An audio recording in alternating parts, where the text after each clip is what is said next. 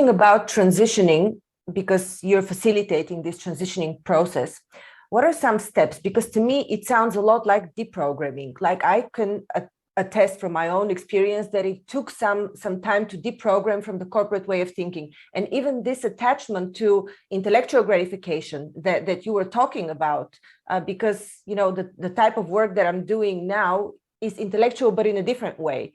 It's not as complex as it used to be. It's not as big in scope. So it doesn't give me the same type of intellectual gratifications. And sometimes I catch myself still looking for it after, you know, that many years not working in this environment anymore. So to me, this is deprogramming, because you know how everybody grows in their professions. Like you can recognize a teacher or a small kids teacher or a doctor. They all have specific traits that they've embodied. How do you deprogram? How do you help people transition? What are some steps? Yeah, no, thanks for that. And yeah, I mean, the transition process, you know, involves a number of different stages in order for us to create the possibility of somebody being able to meet those parts of themselves that actually, you're using the word deprogram. I'm going to use the parts of us that actually need to die. You know, these parts of us that have been potentially our winning formula in the past, that, you know, we were celebrated for our intellectual prowess or for our ability to solve complex problems. And all of these things our ego gets quite attached to and identified with. And certainly I saw that happen in my life, my proficiency around that rather masculine side of cognizing and calculating, and being able to distill all of that down into a really sort of, in a way, transactional delivery of things at the expense of the feeling being that was within me. But this winning formula served me, and it may have served you as well. Like it actually did really well. So my ego has grown quite attached to this part of me that has actually served me. And yet this other part that's calling for my attention is calling actually for me to let go of that attachment to that part of me in order for me to serve this other part of me that is desperately trying to communicate to me how it's feeling. And, you know, one was coming at the expense of the other. So, you know, using the Rites of Passage framework, and especially the Rites of Passage framework around the journey of feminine consciousness, to begin to titrate, as we would say, is like, it's not some big, bang, we're going to blow your world open. It's that's not the way of the feminine. I mean, we see Mother Nature, she moves through her seasons slowly. Every now and again, she can get a bit chaotic, but she moves through her seasons slowly, and Mother Earth turns in her own time. And that to, you know, come on a weekend and just have the whole world blow. Sure, there can be a big activation on a weekend, but it's really about the titration, the step-by-step of creating the structure around the individual through these ancient practices, such as sitting in circle and telling our stories amongst women, which is an ancient practice that sounds so familiar, but the circle practice that can be created with intentional listening, where we're not there to rescue one another, we're not there to solve one another's problems. We give each other full respect and full sovereignty to know that you've got this, Zorina. You've got your story. I'm here to lovingly listen and receive the gift of you telling me your story. And through that journey of you telling me your story, I get the chance to reflectively learn and grow within my own. Find that sense of commonality between us as women, as human beings on the planet, potentially as mothers, as I know you have a beautiful 5-year-old boy. I get to see myself in you in that journey, and your discoveries, your healings, your vulnerabilities, your ability to share yourself openly, in turn shines a light on my story, even if I'm not speaking it verbally, that there's an incredibly cathartic experience that I can go through just through the ability to sit in presence and listen to you tell your story with authenticity.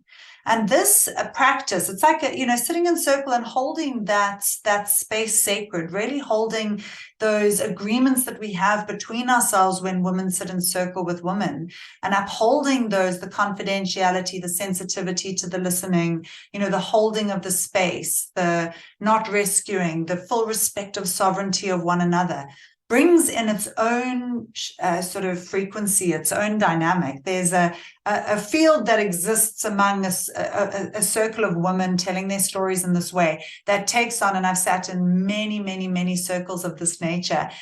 Every single time it takes on its unique, extraordinary frequency that heals in ways that are so unbelievably profound. It's beyond our capacity to be able to even share it. Something happens viscerally in the body.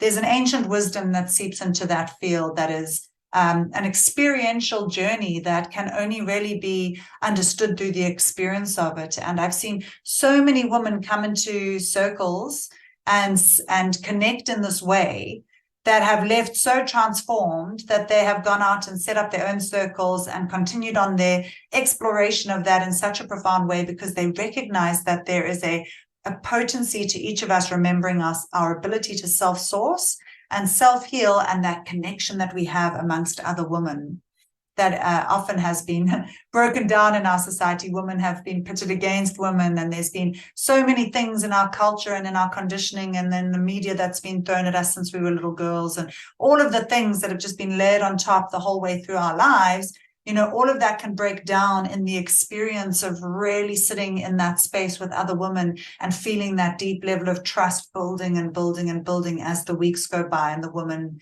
sit together. You know, so that's a really important component of rites of passage. And then we sort of bring in the other phases, which is every single rite of passage will involve a challenge. You know, you're not going to move from one stage of life to the next without there being some kind of challenge, some kind of need to let go of something in order to create the space for something new to come in.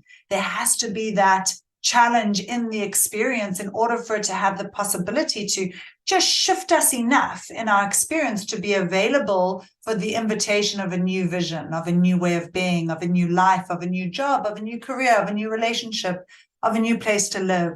Whatever it is that's meant to be called into one's life then has the possibility of being available. But we have to let the leaves of the tree of that old cycle of that autumn that's happening fully fall off the tree. We can't kind of leave some leaves on the tree and then suddenly jump to a new life. We have to allow the entire old persona to die in order for us to be rebirthed and take the healthy aspects of how we were and implement them into our new vision going forward.